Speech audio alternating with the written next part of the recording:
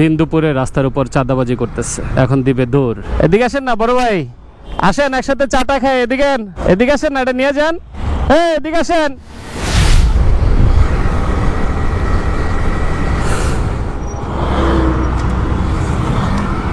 এটা যদি সামহাও কোনো বাইকের উপরে উঠে একদম নির্ঘাত ভয়াবহ একটা অ্যাক্সিডেন্ট করবে।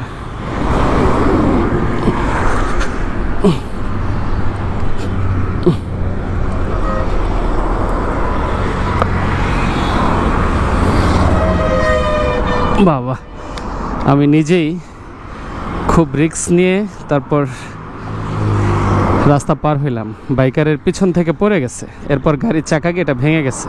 এটা দূরে কোথাও নিয়ে ফেলে দিতে হবে। প্রায় প্রতিদিনই এই ফ্লাইওভার উপর দিয়ে চলাচল করি এবং দেখি বিভিন্ন বাইকারের হেলমেট পিছন থেকে পড়ে যায়, অর্থাৎ এই যে নন সার্টিফাইড হেলমেটগুলো আছে। তো 200-300 টাকা দামের হেলমেট পড়ে গেলেও কিছু যায় আসে না, ওনারা আর পিছন থেকে এটা উঠায় না। এরপর পিছন থেকে কোনো বাইকার এসে হেলমেটের উপর দিয়ে উঠিয়ে দেয়, অ্যাক্সিডেন্ট করে, পরে আহত হয়, নিহত হয়, বিভিন্ন রকম ঘটনা ঘটে। এই ফ্লাইওভার উপর এই ঘটনাটা প্রায় ঘটে, আমি প্রায় দেখি রাস্তার পাশে এরকম হেলমেট পরে আছে।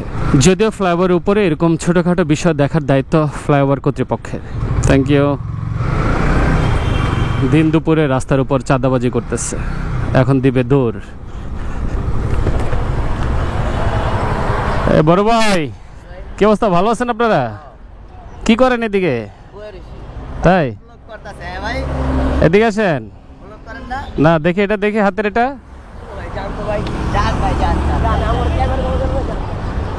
এদিকে আসেন না বড় ভাই। ভাইজান, আসেন একসাথে চাটা খাই। এদিকে। দুইটা ছেলে ভোর দুপুর বেলা এই মেয়র হানি ফ্লাইওভারের কাজলার এলাকার টোল প্লাজার এখানে দাঁড়িয়ে চাঁদাবাজি করতেছে। এই যে আরেক বড় ভাই পাঞ্জাবি সহকারে লাঠি নিয়ে দাঁড়ায় এখানে চাঁদাবাজি করতেছেন। আসসালামু আলাইকুম ভাই, ভালো আছেন? সিটি কর্পোরেশন নাকি?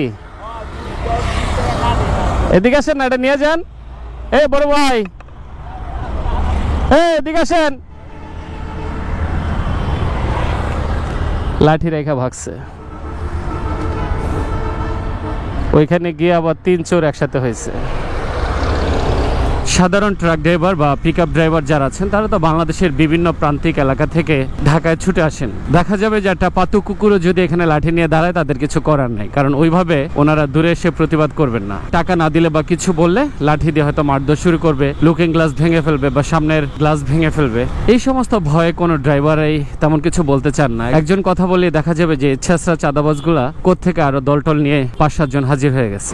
যাই হোক, ড্রাইভার রাইডার যারাই আছে, আমরা সবসময় একটা সুন্দর পরিবেশের প্রত্যাশা রাখি। আমরা চাই আমাদের শহর চাঁদাবাজ মুক্ত হোক, বাংলাদেশ চাঁদাবাজ মুক্ত হোক। সর্বশেষ এটুকুই বলার আছে, এই শহরটা যেমন আমাদের, এই শহরকে ভালো রাখার দায়িত্ব আমাদের। আজকে পর্যন্তই, ভালো থাকবেন সবাই, আল্লাহ হাফেজ।